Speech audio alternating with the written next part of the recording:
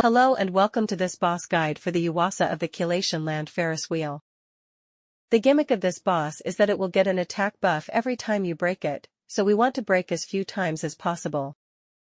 The boss has 2 AoE attacks without any effect, and a single target skill that deals a percentage of your health as damage. This attack will get stronger as the fight go on, but since it deals damage based on your current HP, the less you have the less damage it will deal. It also means that this skill cannot kill you, so even if it ignores barrier, as long as your barrier can tank the AoEs you can survive. The boss can also heal itself. The healing gets stronger each turn, but the amount goes back to its original value every time you break the boss. You can track the strength of the healing skill thanks to the number next to the boss's health bar. Just like usual, there are no differences in battle or difficulty except for the resistances.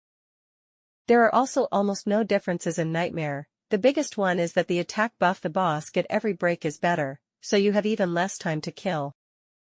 Other than that, all of the skills are the exact same, only the skill rotation is different. Since there are almost no differences between the different difficulties, the strategy is the exact same for all of them. Deal as much damage as possible every break to kill the boss in as few breaks as possible. The boss is barely a threat at the beginning of the fight, but once it gets around 3 attack buffs things start to get dangerous, and he can easily wipe out your team if he gets more stacks, so you should try to kill it in 3 or 4 breaks before that happen.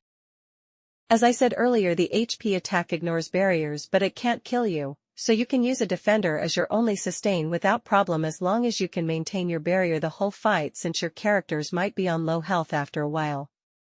You also need to be able to break fast, because if you let the boss stay up too much he will heal back a huge chunk of the damage you just dealt. To help you in this, I noted what is in my opinion the best time to break the boss. This happened toward the end of the skill rotation, so you should probably try to get your second break at this moment. Now let's look at which characters to bring for this fight. Both Madokas and Iroha have an elemental advantage, so they will break pretty fast. Rina might not have an elemental advantage, but she has really good single-target breaking capabilities, and she can also delay the action of the boss, giving you more time to squeeze more damage during the break window.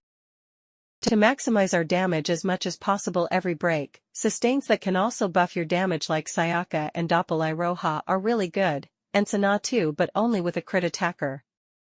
Karika's speed debuff will extend the break window, and the MP recovery from her barrier will make the fight overall easier. The boss doesn't inflict any ailments, so Keed isn't as good as Iroha, but her ability to give MP to allies is always really good.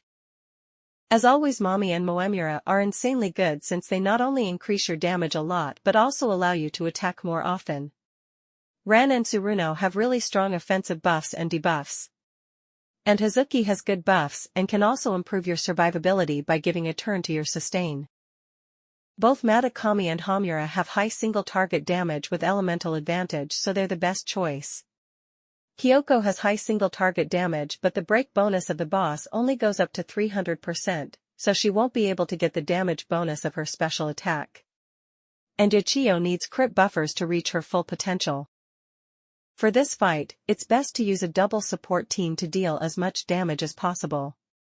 But if you have Matakami, her attack buff and her low skill points consumption makes using a double attacker team pretty good.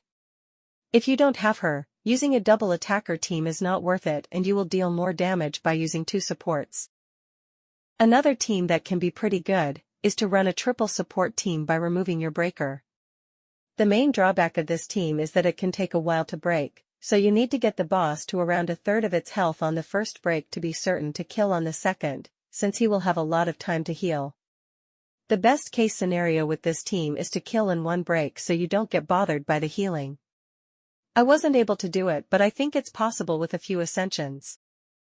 Using 2 sustains will help you survive longer despite the attack buffs, so it's still a viable strategy as long as you have a good damage dealer, otherwise your damage might be too low and the boss will just outlive you until it gets enough attack to one-shot you.